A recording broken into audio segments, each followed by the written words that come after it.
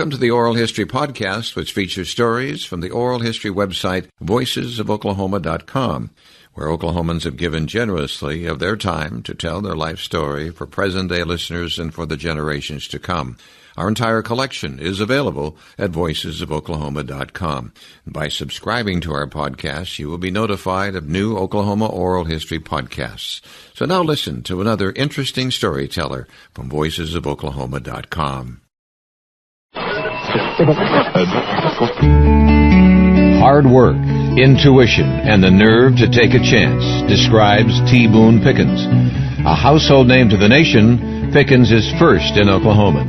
His story ranges from earning a penny a paper as a young boy to making millions and then billions, and then major losses. Many counted him out, but Pickens was far from out. And in this interview, Boone talks about his modest upbringing and how it led to a strong work ethic. He talks about his wins and his losses, his Pickens plan, and his contributions to Oklahoma State University. And in oral history fashion, Boone begins right now to tell us about his family ancestry on voicesofoklahoma.com. This is John Erling. Today's date is August 6th, 2010. Boone, if you will state your full name, please. Thomas Boone Pickens. Were you named after? You know, it's kind of funny, John, that I'm a junior, but really my dad's name is not the same as mine. I know you can put junior on anything you want to. It's a name. But my dad is Thomas Boone Pickens, but he has a third name, Sibley, Thomas Boone Sibley Pickens. They didn't give me that name, but they did put junior on it. So when my dad died in 1988, I dropped junior off my name. Your date of birth and your present age? May 22, 28, Holdenville. I'm 82 years old. You might tell us where we're recording this interview? In Dallas, in my office in Dallas at Preston Center. As you said, you were born in Holdenville. You might tell them just exactly where Holdenville is in Oklahoma? Holdenville is 10 miles from Wewoka, 40 miles from McAllister, 20 from Seminole, 40 from Shawnee, and 75 miles southeast Oklahoma City. There's a story surrounding your birth. Your mother might have lost her life had it not been for your father. What is that story? Let me back you up as to the doctors involved. Two brothers, Wallaces. They bought the hospital in Holdenville, and they're from Duncan. One of them was a surgeon, one was a GP. My parents got married in 1923 and had difficulty. My mother couldn't get pregnant, and they made a trip to Mayo's, and they told them to just go back and continue to try. And she got pregnant. Well, she'd gotten pregnant in late 27 because I was born in May of 28. Now we get down to the birth date, and fortunately the doctor, one of the two brothers was a surgeon, was her doctor. So he took my dad in a room. My dad said there was a large book on the table across the room, and he assumed it to be a Bible. And I had my dad tell me this story, I would say at least 6 times. He told it exactly the same way every time. He said they went in and he said, Tom, he said, we may have a really difficult decision to make here, but said Grace can't deliver. So you may have to decide who survives here. And my dad said, no, we can't do that. He then talked about what the problem was, why she couldn't deliver. My dad said, but you're not this far, and he held up his fingers, and that baby, and it was an inch was all. And he said, surely you can save the baby and my wife too. Then they went over to the book that was on the table. It was a medical book. The doctor said, well, this is what I have to work with. He said, I've got a page and a half and one picture of a cesarean section. My dad said, read it good. Remember every bit of it. We've got to do it. And he talked the surgeon into doing it. Before they left the room, my dad said, let's kneel down and pray. And they did. And my dad said he went outside and sat down. Some minutes after that, the doctor walked through the room. And I said, how long? He said, I don't know how long I'd been sitting there. It could have been 5 minutes. It could have been 15 or 20 minutes, not any longer. But he walked through the room, didn't say anything to him, went into the operating room and came back out. And he said, you got a little boy, and Grace and the baby are fine. There was not a cesarean birth in that Holdenville General Hospital until I think it was like 30 years later. Could have been the first in Oklahoma, maybe? I don't know. It was 1928. We sure know when it was. But, with that kind of start, you can kind of make anything out of it. One, you were for sure very lucky that you had the surgeon brother that was the doctor, because I don't think my dad would ever talk the other doctor into doing that. I don't think he could have done it. So that was a real break. But the biggest break he had was a dad that said, no, you got to get that baby out of there. You're only this far away from it. You can do it. Just his leadership with the surgeon to talk him into doing that has a real break for me. The fact that he had no doubt in his mind, if he'd waffled back and forth, might have made a difference to the surgeon. I think, honestly, knowing my dad and the way he told the story, that he never wavered. He just said, got to do it. Yeah. And then you were obviously then an only child. Yeah, they told my parents then, said, you can't ever try to have children or have children again, because a woman that's had a cesarean section can never have another child, which now it's very common to have several. My mother was born in 1900, so she was 28 years old, and my father was born in 97, so he was 31. Your mother's maiden name? Molonson, Molonson. If you go back over the history of the family, it's pretty interesting, because my mother was very proud of my father's heritage and, of course, her own, but said little about herself. But she knew that Pickens and Boones had a good lineage. Andrew Pickens, which was second generation, I'm eighth generation in the United States. She encouraged me. She said, I want you to do a study on your family because you need to know where you came from. And she had a file on it, half a dozen single sheets in it. After she died in 1977, I started to wake up in the night that I said I would do that, and I hadn't done it. So it was several years later, I think 3 or 4 years later, I hired 2 genealogists to go back and study the family and all. The Pickens and Boones, there were a lot of leaders. There were 3 governors of South Carolina, I think 1 of Virginia. General Andrew Pickens was Revolutionary War, and he was on the same line as Francis Marion and Light Horse Harry Lee. He had a very distinguished record and is buried on the Clemson campus. That's interesting because Clemson keeps wanting me to help them, and he said, not only is your great-great-grandfather here on the Clemson campus, but we have Orange too, just like Oklahoma State. I haven't given anything to Clemson yet. Anyway, I was on a CNN program. This has got to be 25 or 30 years ago, and they said, are you related to Daniel Boone? This was before I did the research. I said, well, I think I am. And the next day, a woman called me, and she said, you don't know me. And she told me who she was, but she said, don't get on national television anymore and say you're related to somebody when you don't even know who you're related to. I said, well, straighten me out. And she said, you're not descendant of Daniel Boone. You're a descendant of John F. Boone. That caused me to move forward with the project, too. John F. Boone came to Barbados from England and then to Charleston. The Boones were they related, yes, distantly in England, but I did not come from Daniel, came from John F.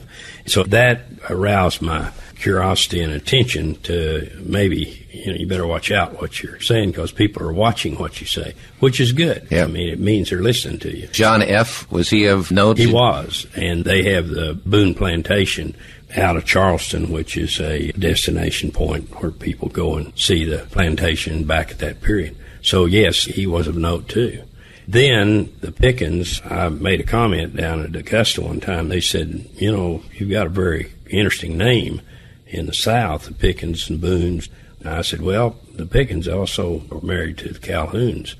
The guy looked at me and said, John C. Calhoun? I said, John C. And he said, you just arrived. He said, John C. was very important to the South. But the point I want to make is, having all of these people that I came from, I can tell you that the work ethic that I have came out of my mother's genes. I never saw the Pickens as real hard workers or the Boones either. They were wonderful people and all.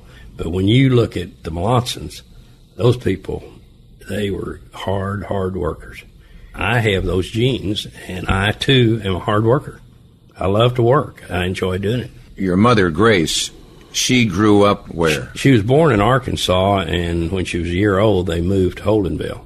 Then we come to your father. Where did he grow up? He was born in Hugo, Oklahoma, and my grandfather was a Methodist minister in the Indian Territory, southeast Oklahoma. He was also a minister there at Hugo, Durant, and he finished up at Tecumseh. And his name, the grandfather? A.C. A.C. Your grandmother was very instrumental with your life. That was my grandmother, Melanson, my mother's mother. She lived next door. She had a great amount of influence because I was right there close to her. Describe your mother. What kind of personality was she? She's a beautiful woman. She was small. She's 5'2", 5'3", very disciplined. I heard her say many times that I'll never weigh 120 pounds. She never weighed 120 pounds.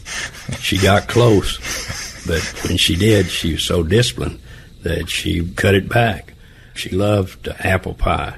I've seen her many times say 2 bites is all I need, and she'd push it back. I, too, do that. Not as much as she did. I remember very well how she did it.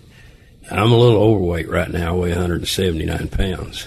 I weighed 168 for 25 years on Cooper physical exams that I did. The highest I've ever been is 183. I'll never be there again, I can tell you that. I'm coming down. I'll get it back down to 170. Then your father described his personality. What was he like? Not happy-go-lucky, but he enjoyed life. When he was making money, he loved to fish and hunt. One time he went for a month from lake to lake with an Indian guide in Ontario. The guy couldn't even speak English, and my dad was up there fly fishing with him. My mother had always kind of annoyed her, and she said, "Well, Tom, what did you and the guide talk about?" He said, "We didn't, Grace. Neither one of us could understand each other, and so we didn't talk." She said, "I can't imagine going a month not talking to somebody." He said, "Well, we did, but we were catching a lot of fish." You're a hunter-fisherman today. I'm not an avid fisherman, but a hunter. You picked that up from your father? Was that? I did. I've never really been interested in anything other than wing shooting birds. I've killed deer and killed elk, and I've been to Africa once, but I had no interest in doing it again. I think I've only killed 2 deer in my life. I'm not a deer hunter. Then there's another lady, Aunt Ethel Reed. Ethel Reed was my mother's sister. She was 5 years older than my mother. She lived to be 95. My mother had a brain tumor, and she died in 77. The 3 of them, your grandmother, your aunt, and your mother, the 3 ladies, were very close to you. That's right. Had tremendous influence in your life. They sure did, because they were always together, and I never could split them up. They came together, and you couldn't shake them. So they always kept an eye on you. What did they call you when you were a child? Was it Boone, or did they call Boone? They call me Boone. My mother never liked T-Boone because she said that's going to turn out T-Bone. Yep. And I don't want any nicknames. You go by Boone. I said I want to go by Tom because I like it better. When I introduce myself as Boone, people usually say Ben.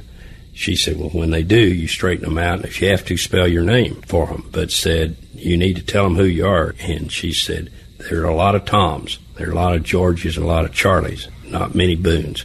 Once you tell them your name, it'll stick, and they won't ever forget it. And your grandmother was Nellie.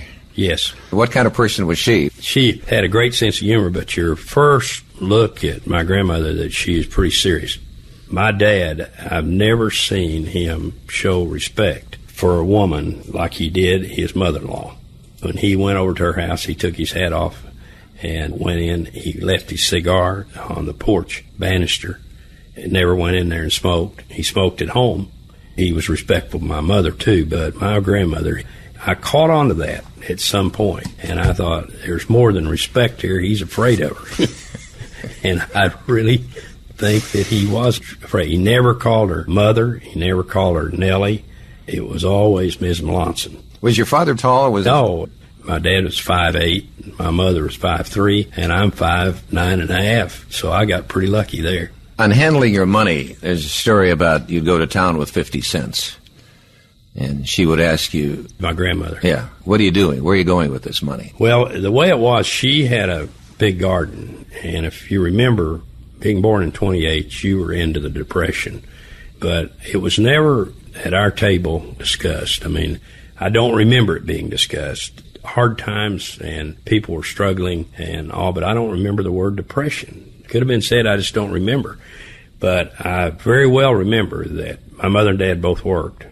My mother worked for the government. She was a manager of the rationing. She had Hughes County, Seminole, Pottawatomie counties.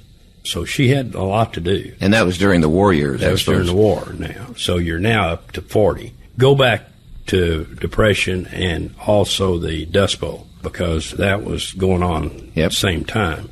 I can remember very well that my grandmother had a big garden. We ate out of the garden, and then they canned out of the garden. So that garden actually was big in our lives the full year, because we ate canned goods and all. The Melancons were very frugal people. My grandmother could stretch a dime pretty far. I can still remember that she marched me back into a room in her home, and she said, okay, this is the light switch. See, it turns it on and turns it off. When you come in, if you can see well enough, you don't turn it on. But one thing you do, if you turn it on, when you leave the room, you turn it off. She said, next month, if you continue to walk out of rooms and leave the lights on, you will get the light bill, and I will expect you to pay for it.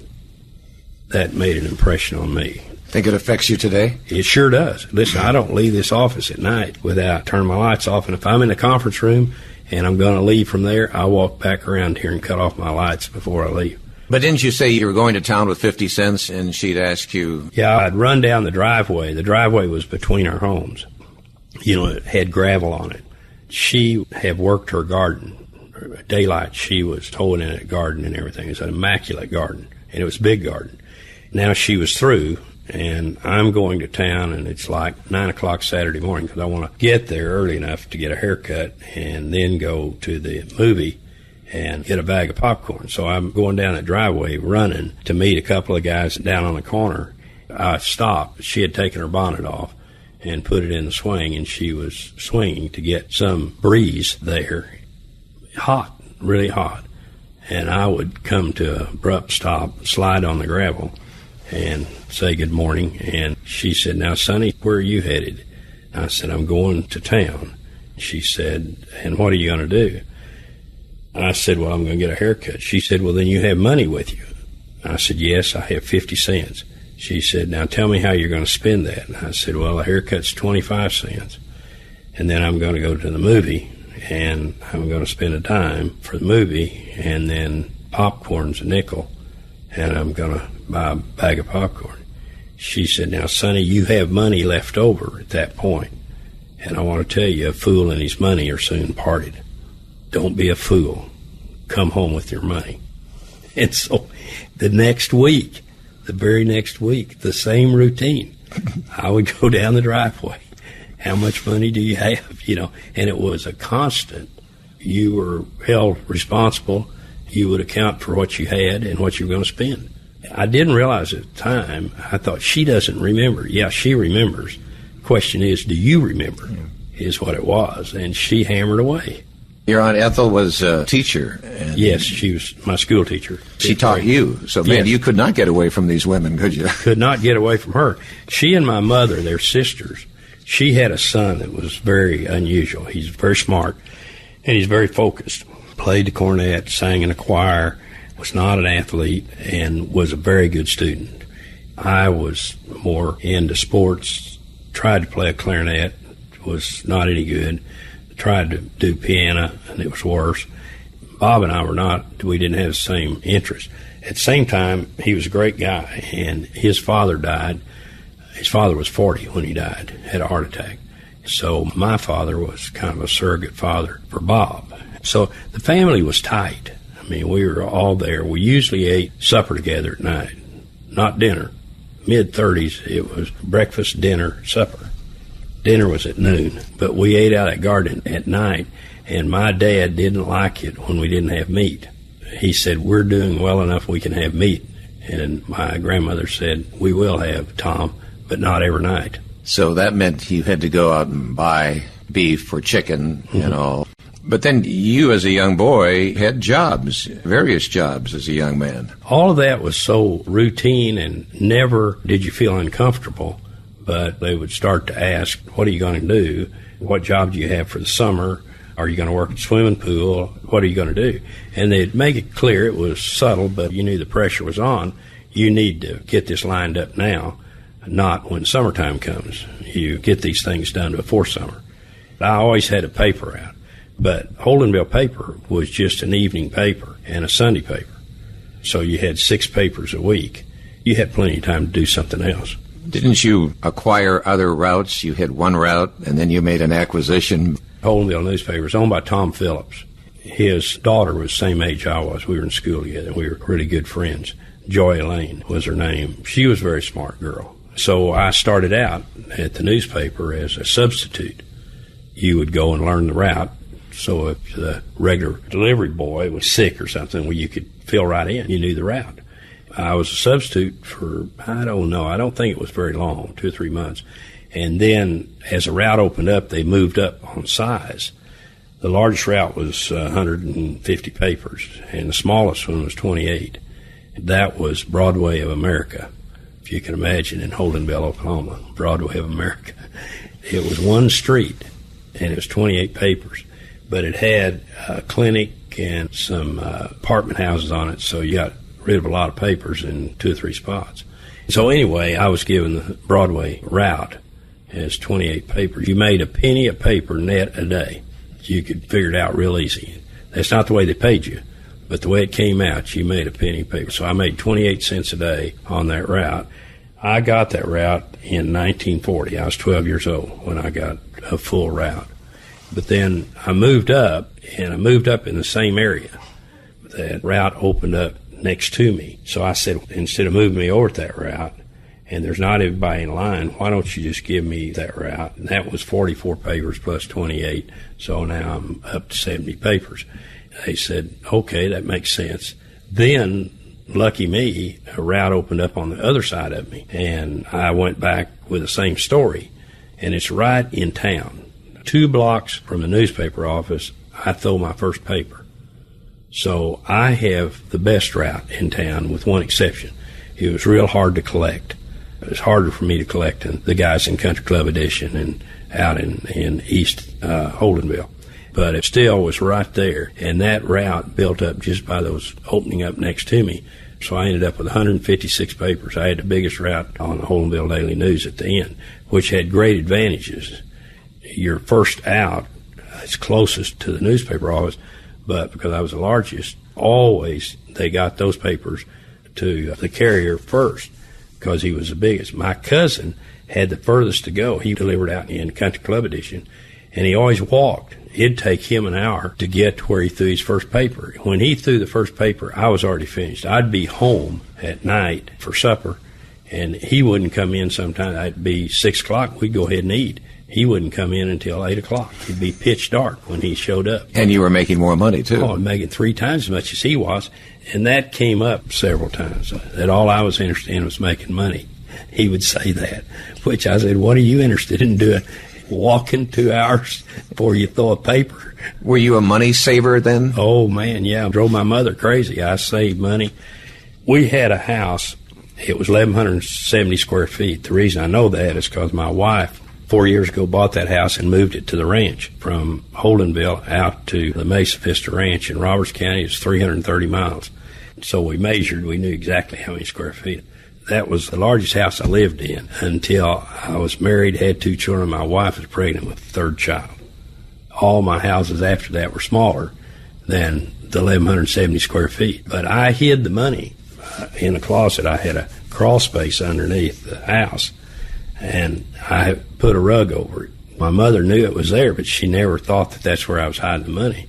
And I know she must have gone over my room 100 times trying to find how much money I had. I would not tell her, and it just about drove her crazy because she knew I was saving money. She didn't know how much I had, and she could never see me counting it or anything else. I kept it all out of sight. So finally, I had to tell her, and I had like $242. That was big. That was big. But I remember also that Frank Crane had a jewelry store there. He was going to the Broadway where I started throwing papers on Broadway Street, and I went right past Frank Crane's, and I became interested in a Bulova watch. It was $18.75, and somehow my grandmother, I probably said something in her presence, and she said, now, tell me, what do you think about doing? I said, well, I want to buy a Bulova watch. It costs $18.75. She said, well, Sonny, that's way too much watch for you. You don't need that much watch. West clocks you can get for $3, and you have 15 to save. Well, I really like this watch, so I kept talking about it, and she could tell that I was getting serious, and they knew I had money. She said, don't you step up to Frank Crane and pay $18.75. She said, does he know you have money? I said, yes, it was in my billfold, and he had seen the money. She said, you tell him you'll give him $10 for that watch. This is in the early 40s. Things were tight and all, and she said, let me tell you, you don't know what cash can do for you. Said, show him the money and then make an offer. I said, well, I can't do that. I can't tell Mr. Crane I'll only give him $10 for his watch. She said, of course you can. Practice on me. She made me stand there and tell her that it was humiliating that I had to act like she was Mr. Crane. And so I finally bought the watch, and I paid him $15 for it, but I never did tell him I'd only give him $10. She said that cash is king. Don't ever discount what you can do with cash. What great basic knowledge of money they were laying for your life. Absolutely. I mean, it was an incredible experience. Every one of those times, what they were telling me made so much sense. It didn't at the time, but it did later. Who were the Kelker Street Boys? Oh, there were Bobby Loftus and his brother, and Tommy Fancher, and Ricky Sales, and Orville Guess. We'd take anybody on in town for baseball, football, whatever. Remarkable that you remember their names all these years later. You never considered yourself poor or rich or anything. I mean, you were of average income family, weren't you? You know, I've thought about that because people say, well, that was back in the Depression. What was it like in the Depression? Did you have plenty to eat and all? I mentioned about the garden, and so, you know, think about it. We were making everything work. Nobody ever complained. At the table, I can remember reports about people moving to California. Because my aunt was a teacher, she knew, and my mother, she was head of OPA, Office of Price Administration is what that rationing was called. She knew, too, because people were apparently checking out with her that they were leaving. They would talk about families moving to California because there's work out there. You know, kids would go out of the class. And I can remember one girl moving in. Her name was Ruth Herod, Herrod. And Ruthie was a really cute girl, and I was immediately attracted to her. We were 13 years old. They moved in with the Herods that had the dairy. I didn't think anything about it, and she was there a little over a year. Then they moved to California. And I was going to make a speech out of Fresno, California, about 10 years ago. And she called me and said, you remember Ruth Herod? And I said, sure. She said, you're going to speak here at Fresno, and that's where I live. Kind of a funny call. We were talking, and I said, you were there just one school year. And she said, well, you know what the deal was, don't you? And I said, no. She said, well, we didn't have any place to live. So we came to Holdenville to live with my dad's brother. She said, we had two families in a 3-bedroom house. She said it was extremely tight there, and it wasn't very long till people were very unhappy. It was too close quarters. And my uncle told us that we had to find someplace else.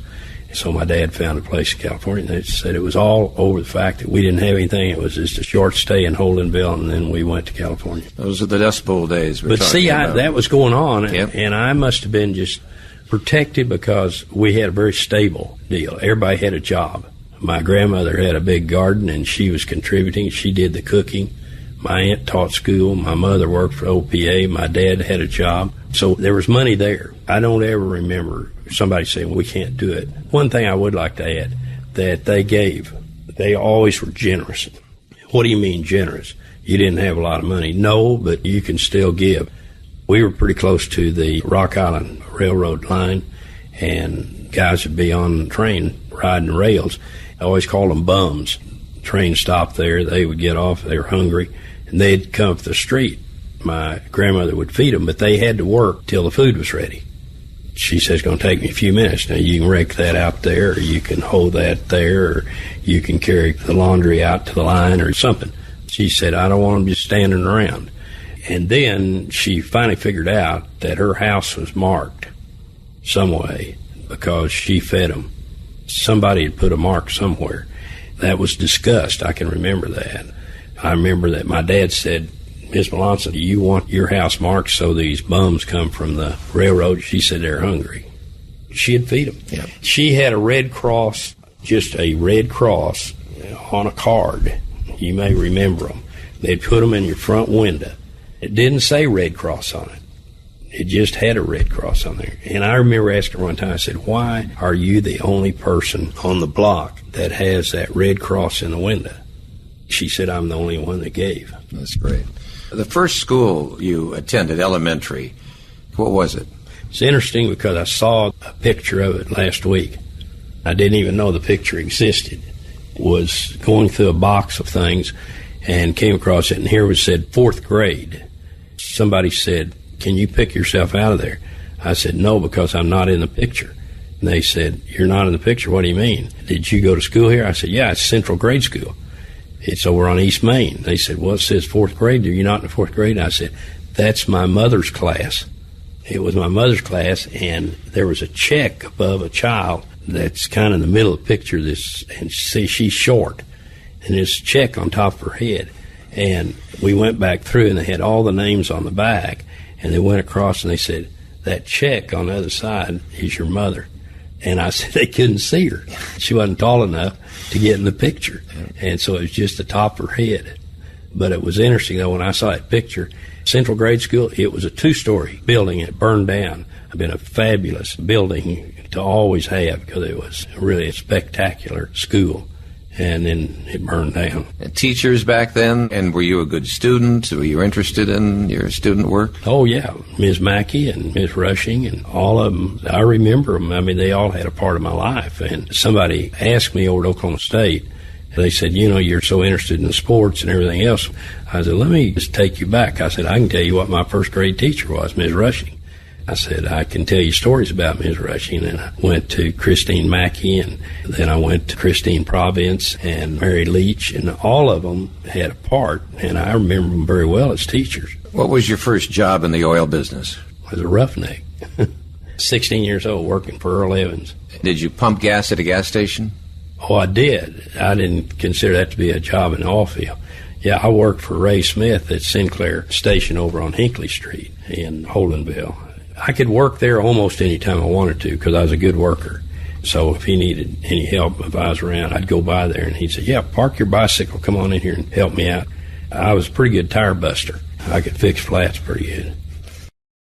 In high school, you were active socially, you played basketball. Talk about that. You graduated in what year, 46? I was supposed to, and I stayed over an extra year. See, I moved from Holdenville in 44. I think things were tougher for us then than any other time. And my dad had gone to work for Ford Bacon and Davis in Little Rock. He would come home once a month. And my mother was with OPA. And then in 44, I think OPA was winding down. And my dad got a job with Phillips in Amarillo. So he went out there in 43. He was out there a year. And then my mother and I moved out there in August of 44. So I had gone to my sophomore year at Holdenville High School, and I'd played on the basketball team.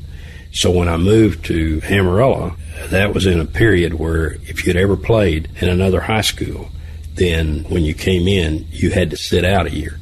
And that all came from the fact that they recruited from high schools at that time. And Amarillo was notorious for recruiting out of western Oklahoma. Now, I wasn't in western Oklahoma, I was in eastern Oklahoma, but I was from Oklahoma, so when you came in there, you were ineligible. So that year, we had a coach that could see the opportunity of a great high school basketball team, but there were two kind of players. I was ineligible, then there were two other guys that were young, and they were playing on the sophomores with Sandy sophomores. One of them was an exceptional basketball player. So he put together guys that stayed over an extra year, which you could do if your birthday was before June 1st. He mapped all that out, and our team, 5 guys actually, 3 of us should have graduated in 46, and 2 of them were legitimate sophomores that went up. We hadn't done anything dishonest. I mean, you could do this, and a lot of schools did it. So I did stay that extra year and graduated in 47. So when I went to college, I was 19 instead of 18. I think it was in 27, a major oil field was discovered in Seminole, not far from Holdenville, and then that ran its course to 38. That was good for him, but then when it ran its course, he kind of ran out of luck. My dad? Yeah? Yeah, he had gotten into the business as an independent. I kind of got ahead of myself. He went to work for Phillips in 43, but in 38, that was about it for him. He couldn't get casing, for one thing. Now you're getting ready to go into the war. He just ran out of money, too. And so he went to work for Ford Bacon and Davis in Little Rock. When he ran out of his luck, did that affect your family in some ways? It was sad. You definitely remember that. Oh, yeah, because he wasn't home.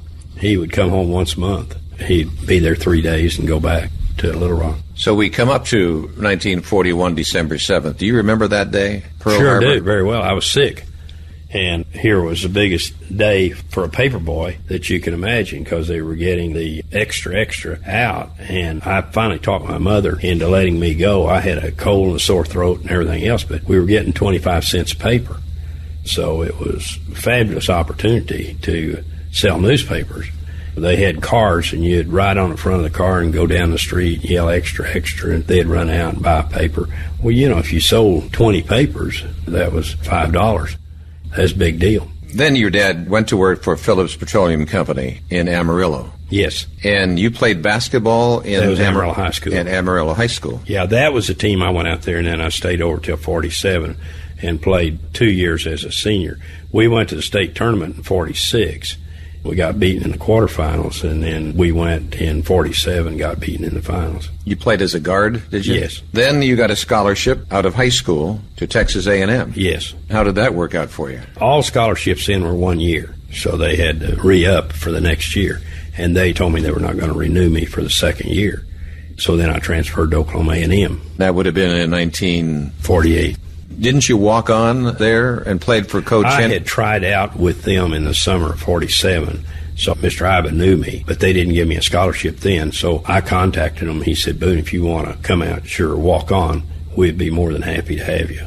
So I did go up and go out for basketball. What kind of a guy was Henry Iba? He was a very serious man. He's serious because he wanted to win. He expected to win. You knew what it was all about pretty quick. He was going to win, and you were going to be a part of it if you wanted to be. But if you didn't want to be a part of it, well, you get eliminated very quick. You never called him anything but Mr. Iba. People say Coach Iba. Nobody I ever heard called him Coach. Called him Mr. Iba. Gene Smeltzer was the assistant coach. When I transferred from Texas A&M, I moved from the Southwest Conference. We actually had a really good freshman team, and we beat Texas both at College Station and Austin that year. Freshman team did. So I transferred up there. I stayed out and was ineligible that year. So one more time I was going to sit out a year, and so that meant you just played defense all the time. I guarded every once in a while, not often. Usually they had me guard in practice. Norman Pilgrim, who was very quick, very good and all. But sometimes I guarded the player from Enid that won the NCAA in 64. He was at UTEP. They beat University of Kentucky that year. There's a show about it. Your staff provided me this book. I can't help but read this headline that was in the Holdenville newspaper about 1932. Boone Pickens, 4, is Holdenville's first volunteer in case United States is forced to take up arms in the Far East. And then there's a story that follows it. Holdenville's first volunteer to join Uncle Sam in the event the United States becomes actively involved in the Sino-Japanese trouble is none other than Master Boone Pickens, 4-year-old son of Mr. and Mrs. Tom B. Pickens, 217 North Kelker. So tell me the story behind that. I don't know. I mean, 4 years old, I don't remember the story, but I remember I've seen that in that book, though. That's cute. It was in the paper. You went to school, switched to Oklahoma A&M, which would become Oklahoma State University, a key moment in your life was when your father told you you should switch majors. What was your major at the time? Well, major at the time was business. But what I had done, this was when I was initiated into the fraternity SAE, and my father was an SAE, and he came over and pinned me. That was in February 1949. He came over with his pin and pinned it on me. I was initiated into the fraternity that Sunday. We walked out on the lawn there at the fraternity house on 3rd Street, I believe. He said, I have something else I want to talk to you about. He said, you're not on the same schedule that your mother and I are for you to graduate.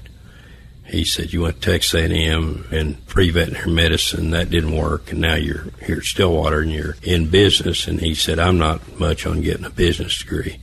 He said, you need to get in either engineering or geology and get the hell out of college. And that, for us, is going to be June of 51. I said, well, I don't know whether I can switch over to geology or engineering and do it. And he said, well, you better figure out a way to do it. And I said, I'm getting a picture that you are serious. He said, listen, son, said, a fool with a plan can beat a genius with no plan. And your mother and I have a concern that we have a fool with no plan. So you're getting ready to get a plan and get out of school. And that's it. I said, okay, I sure appreciate you coming over and pinning me. I said, part of the day was a real nice day. And he said, there's nothing wrong with the other part of the day. Just get it done. So I switched over to geology and got out of school in June of 51. I carried 2 semesters, 18 hours, and one of 19, and went to summer school one summer, and I got out. He chose geology for you because of his experience in the oil business. Well, I went over to see Dr. Oilman, who was the dean of engineering, and he looked at my transcript, and he said, when did you say you had to get out? And I said, 51. He said, Pickens, I don't care how smart you are or how hard you work. You can't get out of here until 1954. So I went down the street to Dr. Bonnet, and he looked at it, and he said, you know, if you'll carry 2 18s and 19 in summer school, you can do it. And I did. Wow. When I graduated, well, my dad said, I've got one more thing for you, and I thought he was going to give me some cash. Now I'm married, I have a child, and right after graduation, I'm going to go to Bartlesville. Okay, Dad, I said, what is it? And he stuck out his hand and said, good luck. No money, good luck, which that's all I needed. You went to work for Phillips Petroleum in 1951 in Bartlesville. You gave that a couple of years and didn't really care for the bureaucracy, I No, guess. it was more than that. I was in Bartlesville for really 2 months, and then they told me I wouldn't be there just shortly, and then they'd send me to a district office. So they sent me to Corpus Christi. I worked in Corpus 2 years, and they transferred me to Amarillo, and I worked there for a year, and then I left in November of 54. So I was there 3 years and a half. Were any of the Phillips family around back then? None of the Phillips, but I met Boots Adams in a kind of interesting way. Yes, how was that? I was carrying some maps, and I had them sort of over my shoulder, and they were linen maps. They had lost the body to the linen, and they were just kind of limp across my back. And I got on the elevator, and he was on the elevator, and he said, young man, hand me those maps. I handed them to him. He said, put your arms like this. And he put those maps across my arm. He said, don't let me ever see you carrying maps any other way than this. Said, you understand me? And I said, yes, sir. He said, you know who I am? I said, yes, sir, you're Mr. Adams. He said, that's good. The elevator door opened. He got off. I never did carry maps at Bartlesville any other way but that way. And Boots Adams was the CEO then, the head of He was the CEO. Phillips at that time. So you leave Phillips Petroleum, and then you go out on your own. You live out of your station wagon, prospecting. Well, I had a home in Amarillo over on Chalmers Street. I had a wife and 2 children. My wife was pregnant with a 3rd child. That was a house that was larger than the Holdenville house. It was 1,625 square feet. But I was working out of my station wagon, and I was doing well site work. So I was sleeping in the back of it. I had a sleeping bag, and it was winter. So I crawled in a sleeping bag and worked out of there. Worked pretty good, no problem. I had prospects, and I was buying leases from time to time. And then you formed your first oil company. That came up in September of 56. Petroleum Exploration Incorporated. Yes. Tell us how you grew that company. Well, I raised money. I didn't have any money, so I raised money, and people participated in wells with me. I had drilling funds, and actually I raised drilling funds 4 times. They were for $500,000 apiece. And drill wells, got good results. Then 2 guys, John O'Brien and Gene McCart, said, look, you need more money because you're spending too much time raising money, so we'll give you a line of credit. Not any money, but a line of credit. They gave me a $100,000 line of credit and said, then you can buy your leases and everything else from the bank, and they guaranteed the loan.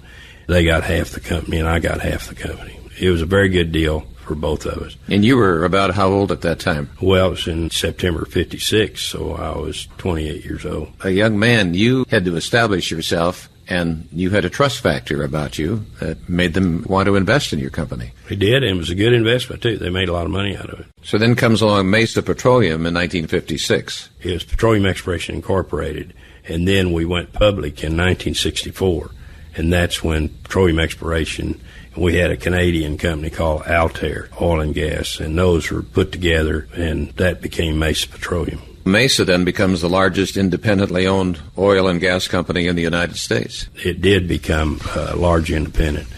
I've forgotten who it was used to challenge me on whether they were larger than we were. But anyway, it was a big independent. We ended up drilling around the world. Africa, we had production in the North Sea.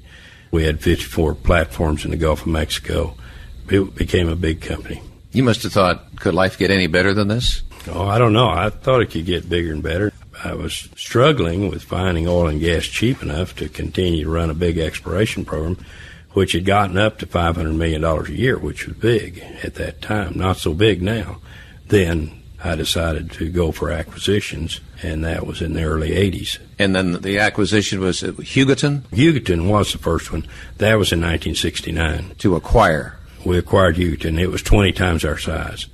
Then we were busy in the 70s exploring, and we were successful. We found a good field in the North Sea, and we found production off the west coast of Australia and came really close off the coast of Gabon in Africa. We had it found, but they changed the deal on us, and I didn't like the change in the deal, so we didn't pursue that any further. But we had good exploration people. Most of them came out of Shell. They were well-trained people. Then Hugoton and Mesa then merged. Yes, that's right. We actually acquired them. We were the survivor. Mesa was a survivor, yeah. Right. But you weren't satisfied with the success of Mesa then, and that's when you started thinking of the takeover aspect of an oil company. And your first target was City Service. City Service, and then General American. Then came Gulf and Phillips, and then Unocal. City Service was number 38 on the Fortune 500 list in 82.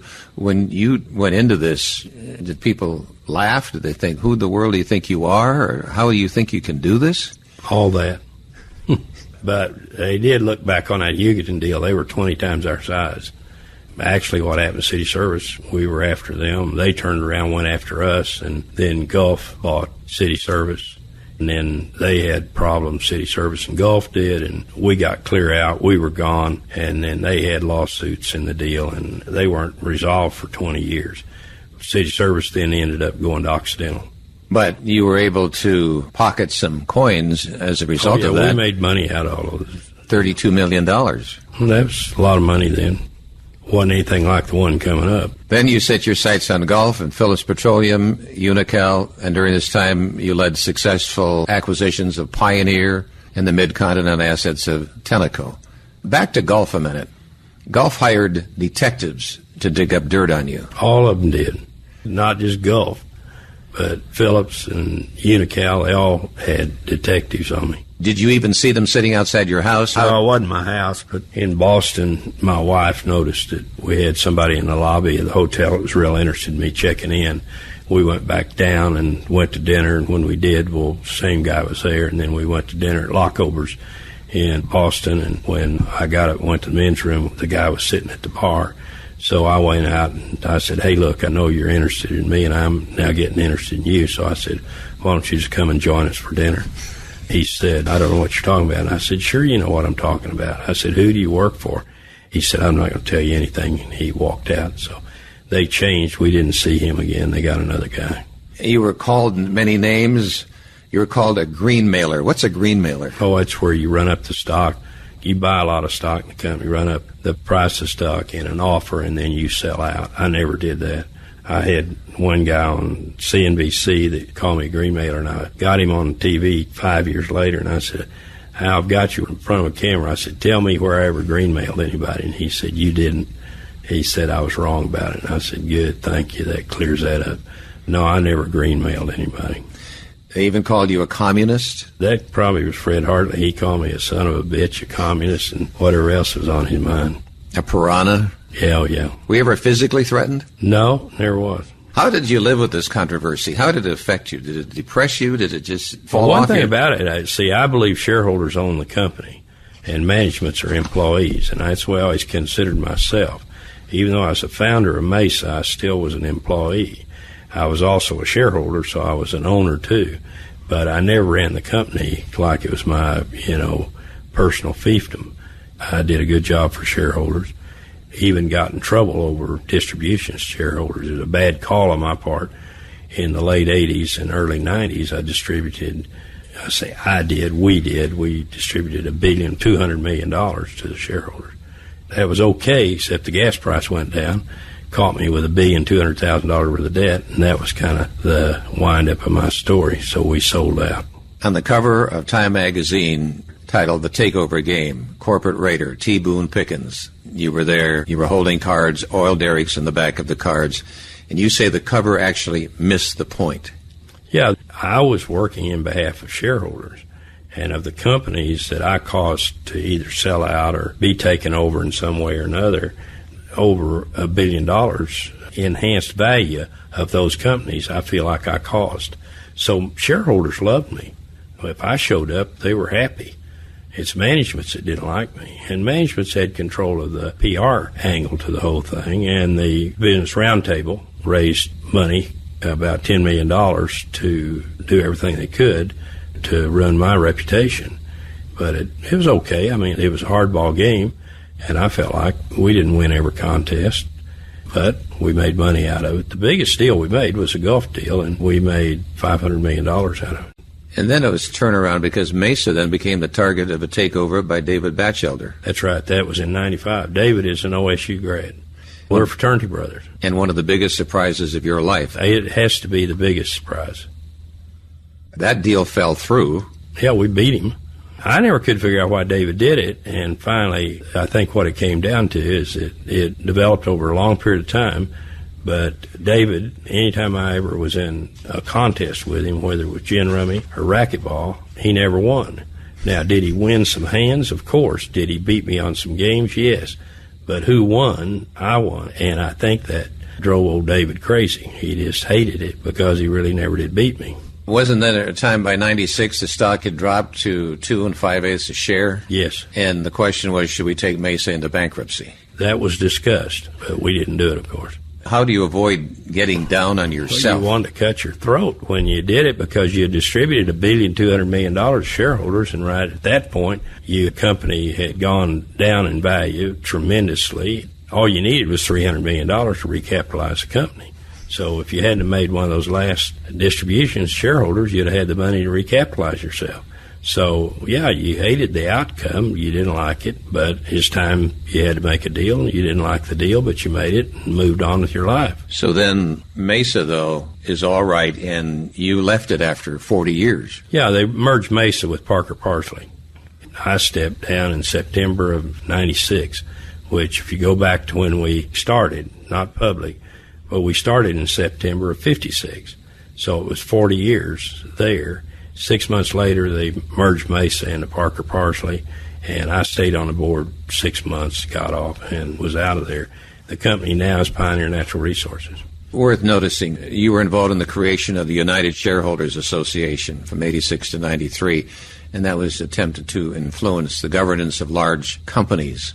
It was to give the companies back to the owners, which were the shareholders. And it was widely held that you made American business more competitive by doing that. I think that's exactly right. And I was totally vindicated as the outcome over the next 20 years.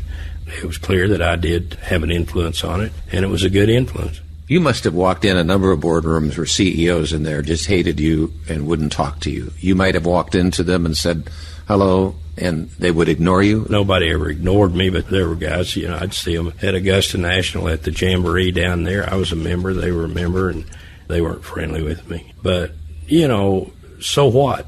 Were you on the right side of the issue? You were.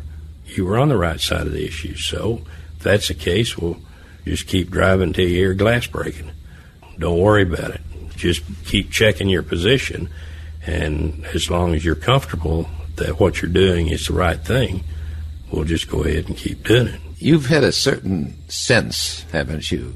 A natural sense of which is the right side, apparently.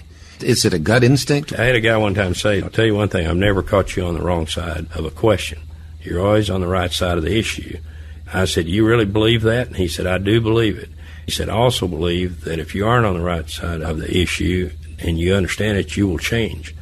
And I said, you're exactly right. That's the way I felt about myself. I think I analyze well, and I have not always been where I'd like to be in it. But when I'm not, I'll go ahead and change. I'll say, that's a mistake. I made a mistake. It's a lot easier for me to clear it up that way than to hang in with a bad side and get roughed up and keep trying to explain something that's hard to explain. Just go ahead and say, hey, I made a mistake. People make mistakes. Everybody does. And if you make as many decisions as I do, you're going to make some bad ones. But I think America agrees with you on the decision you made on the Pickens plan. And you say America is addicted to foreign oil. Just talk to us. Here we are in 2010. How addicted are we? You're the most addicted country in the world. How do you like that? You're buying 5 million barrels of oil a day from the enemy. You're paying for both sides of the war. That now starts to border on being stupid. You're importing 67% of your oil. Now, your oil imported from Canada, Mexico, and some other friendly places around. That's okay, but you're importing 13 million a day, and you're using 20. So here you are. No other country has this profile. No other country. That's part of the credibility problem for America globally. We are so addicted to oil, we're buying it from the enemy. Countries don't understand that. They think we're crazy because we have resources in America, and we just haven't had the will, the resolve, and the leadership to go in, develop our own resources, and use those and get off the oil purchased from the Mideast. The OPEC oil is what we don't need to be buying. So here you are, you've got now barrels of oil equivalent, natural gas, 700 billion barrels. That's 3 times the reserves of the Saudis' oil. You're just fine. All you need is leadership, which we haven't had. President Nixon in 1970, he said that at the end of the decade, we will not import any oil to the United States. At the point he made that statement, we were importing 24%. In the decade, it was 28%. Now, who's to blame? Is it Nixon? Not totally. The others that you now can blame are the media.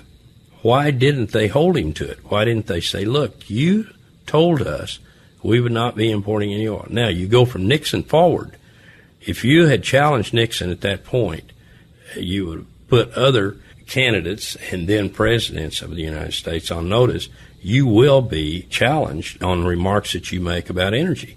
Going forward from that point, every person that ran for president of the United States, those that were elected, didn't make any difference whether they're Democrats or Republicans, said, elect me and we'll be energy independent, like it was going to be just something that would happen automatically. And nobody was ever challenged. That did not happen until I finally got up to June of 2008. And I woke my wife up in the night and I said, I've made a decision. She said, what is it? I said, somebody has got to tell the American people about the security issue of our continuing to import oil from the enemy. She said, and I know that you'll do it and you'll do a good job. Now let's go back to sleep and do it tomorrow. In July, I launched the Pickens plan, which was July 8th, my mother's birthday. And we explained it. I spent $62 million doing it. Did I get my money's worth? I think so. But that'll all be decided whether I got my money's worth by the end of this year, because we're either going to have an energy plan for America or we're not. Now you say, if you don't have it this year, you could have it next year. If that's the case, you still could be proven correct. That's right. But I said we'd have it by the end of 2010, and I still believe that's going to happen. And for the record, it's a plan which promotes oil alternatives such as natural gas, wind power, and solar energy. Also, the battery, anything American, I'm for. Anything. I'm for ethanol. I'm for anything that's American. I want off the OPEC oil. Right now, I believe a primary focus of yours is to convert large trucks, liquefied natural gas as their fuel, with a government subsidy for conversion. There are 8 million 18-wheelers in the United States. So target on that. That will show you what you can do very quickly. If you move the 8 million over to natural gas, now know this, the only gasoline, ethanol, battery will not move an 18-wheeler. So this leaves it up to natural gas, 30% cleaner. 1 MCF of natural gas is equal to 7 gallons of diesel. So the cost of 1 MCF of natural gas is $4, and the diesel costs $20. So it's infinitely cheaper. It's 30% cleaner. It's ours, and it's abundant. If we do not capitalize on this opportunity, we will go down as the dumbest crowd that ever came to town. I mean, we are real saps if we let this opportunity get away from us. Do you sometimes feel like a lone wolf out there? A little bit, but I felt like a lone wolf before. It's not a role that I'm uncomfortable with. Right. You felt like an underdog way back when. Yeah. And somebody said, gunslinger, yeah, I travel light and travel far and try to get some things accomplished. If you want to hook up with me, I'd love to have you. If you don't, I'll go it by myself. You've had criticism all along here because you are seen as trying to solve the energy crisis. But then some critics say you're trying to gain financially at the same time. If I wanted to do something financially, I'd have never spent $62 million. That'd be a good place to start. Right. No, but does my portfolio have gas stocks in it? Yes, it does. I'm for anything American. I mean, it's very clear. You can come at me however you want to. But we better get an energy plan or we're going to find ourselves in tough shape from a security standpoint. You find yourself as strange bedfellows, even now with Al Gore. Al and I get along okay. Listen, I got out of politics. That's the only place Al and I are going to have any problems. I mean, he wants to get green. He was not aware that 18-wheelers would not move on a battery.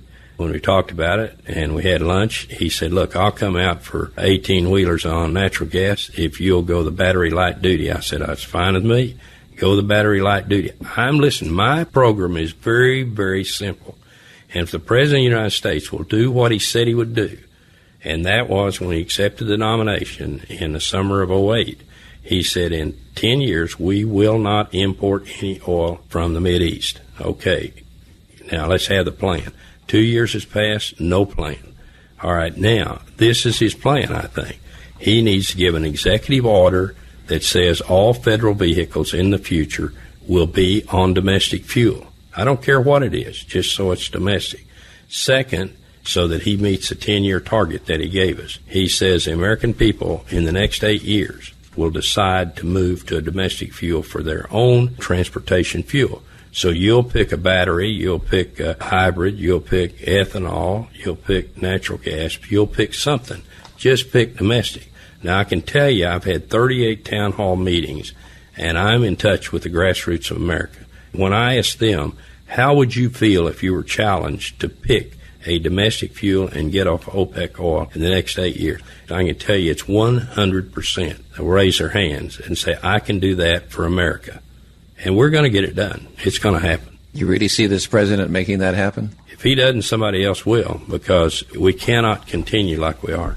If we continue, what's going to happen to us? Mexico will be a net importer instead of an exporter. So that loses 1,300,000 barrels a day for us. Venezuela can't wait to get their oil to the Chinese, but they owe the Chinese $20 billion, so it has to go there. The Chinese are building a refinery that will process their heavy crude, and that's gone from us. That's 1.2 million a day. So between Mexico and Venezuela, in 3 years, that's 2.5 million. If we don't do something about it, where do we go for the 2.5 million? Back to OPEC. Then we'll be 7.5 million barrels. If that is the case, if we go 10 years and do not do anything more than we've done in the last 40, we will be paying $300 or $400 a barrel for the oil, and we'll be importing 75% of our oil. You've met a good number of presidents going back to Nixon, would it be? Or further back than that. How far back? Well, I knew Johnson. Johnson would be the first president I met. So all of those coming back through now, you were a big supporter of George Bush, his father too, I would imagine. Yes. How do they all stand? Anything unusual? Or I'll tell you how it's stand. Not a one of them ever did anything for energy for America. They never really understood it. They never understood it. They just kept importing more oil from the Mideast. They think those people are friends of ours. I don't. They didn't understand it, but it seems to be such a simple concept. It's going to take a lot of leadership to make it happen. And they didn't have the energy to do it? I don't know, but it didn't happen. I can tell you that. Did you ever stay in the White House? No, never have. I'll tell you who understands quite a bit about energy. Clinton. So then what did he do under his Nothing. He tried to, though. You think he probably tried to do more than many of the presidents? Yes, I do. And couldn't make it happen? No, but now you can because you've got such an abundance of natural gas. That's the key to it. Interesting. You and John Kerry are now allies on an energy bill. We were, but they have dropped the climate part of that bill off. They couldn't get the votes. Now, my stuff still holds up. And for the record, obviously, you questioned his Vietnam service. That was 2004, and we're going forward from there. Kerry and I are working together. He's working for America, and I am too. It has nothing to do with politics. And I only pointed that out to show how the two of you have now come focusing on the same subject and basically do agree. That's right. We do agree. There was a time you were going to run for president, wasn't there? How serious was it? Oh, not very serious. I was going to run for governor, and I was serious about that. But I didn't do it, as you know. I think it was a good call on my part. That was in 92. I decided I didn't want to do it. By my research accounts, you've given more than $700 million to charity. Over 8. Okay. OSU, relief efforts for Hurricane Katrina, University of Texas, programs for the well-being of families, children, teenagers, and animals. And just a few days ago, you joined 40 other wealthy men and women in giving at least half your wealth to charitable organizations. I'm on record in I think it was 83 in Fortune magazine, saying that 90% of my net worth would go to charity. So you were already there. More than that. That's what I told Bill Gates. I said, I've already said I'd do 90%. He said, well, you do 50 with us? I said, sure, I'll be glad to. And so Bill and Melinda Gates have solicited the pledges known as the Giving Pledge. Was there a secret dinner and everybody gets together, 40 wealthy people, or did they just do this on the phone and ask for you? Well, I was talking to him about energy, and then he asked me to do it. And so we're trying to understand the energy question together, and he asked me. I said, sure, I'll be glad to. So it was a brief telephone conversation. You've given nearly $500 million to OSU. It'd be between 400 and 500. We have Boone Pickens Stadium, and obviously you want their whole school to be competitive in athletics and academics.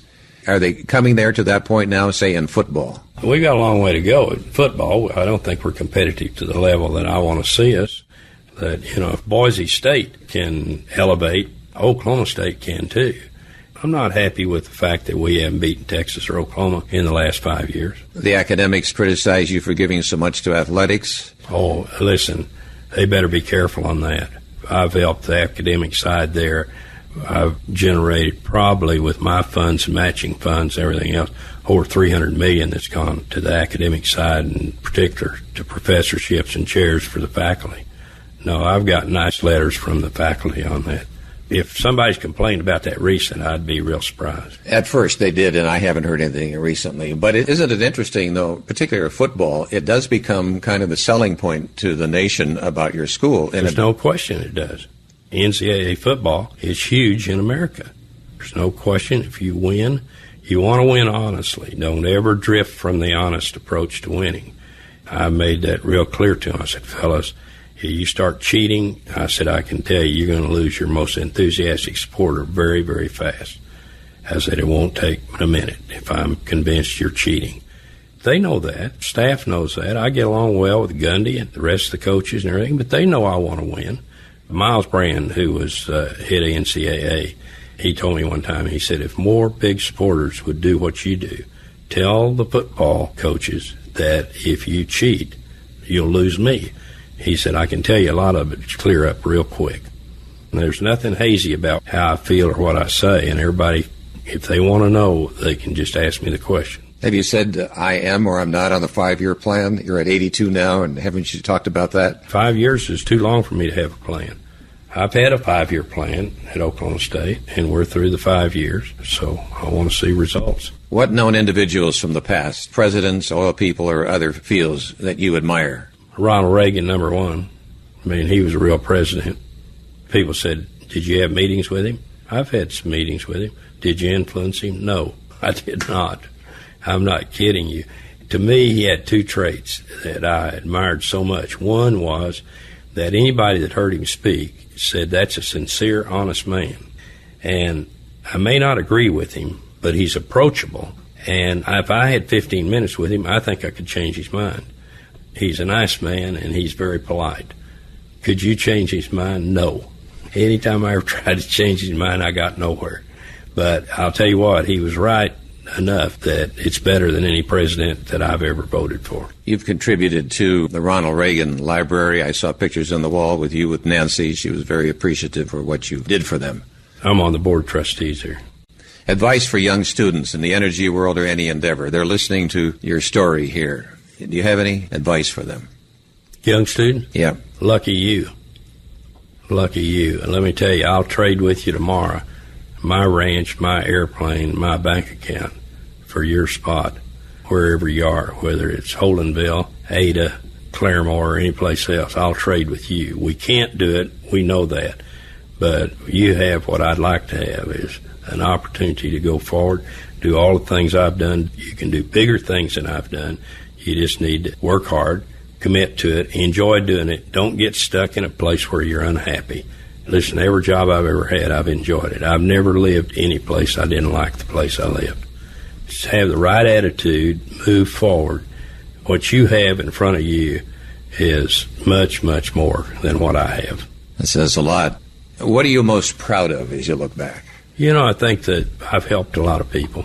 I get letters every day that thank me for what I've done, and that's good. I like that. I don't know. It's been a pretty interesting life. Holdenville was a great place to grow up. I had the right kind of direction, leadership there. It couldn't have been better. I got instilled with a work ethic that is active today. I went from there to Amarillo and graduated from high school there, went on to Oklahoma State. It's just been an unbelievable life for a kid from eastern Oklahoma. What has becoming wealthy taught you? There's a lot of responsibilities that go with it. I say that. I'm not much of a shopper, and sometimes if I spend too much, I feel guilty about it. That all comes from my mother's side of the family. It's just been a great life. But I'm not through. I'm 82. I've got a lot of things left to do. I'm in a hurry. I know I'm not going to be here. Can I see the finish line? I hope not. I know it's not very far out there. I'll get some things done. I'm going to change some things. And so your day might start what time in the morning? 5:30. That's when I get up, and then I talk to the office the first time at 6:15.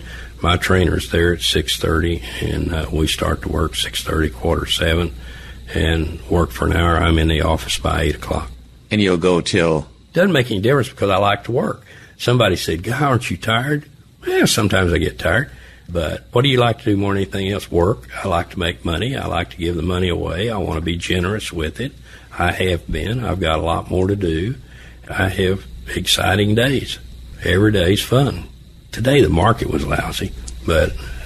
Okay, we're August 6th, 2010. What drove the market down today? The oil was down, the gas was down, the equities were all down, everything was down. It's just one of those days. I don't know what did it. Yeah, that bad unemployment deal that came in a lot higher than they thought it was going to. It had some influence. I don't know. Tomorrow will be a better day. Well, Boone, thank you for this, that you've contributed to this. Your voice now is preserved forever, and students that aren't even thought of are going to be born 50 years from now can listen to your voice, and I think that's very important. Good. I appreciate it, too, because I think I have something to say. I've got accomplishments that are worth noting, so I'm glad I'm included.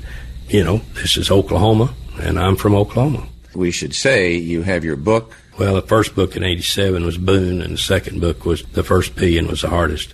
Right. The publisher called me the other day and said, you want another book? I got a title. I said, what is it? He said, How to Lose $2 Billion Faster Than I Made One. That's true. I did lose $2 billion in 2008. But I'm back up this year, not back up to $3.5 billion, but I'm back approaching $2 billion. So I'm doing okay. Very good. Thank you so much, Boone. You bet, John. This was fun. Good. Enjoyed it. Thank you.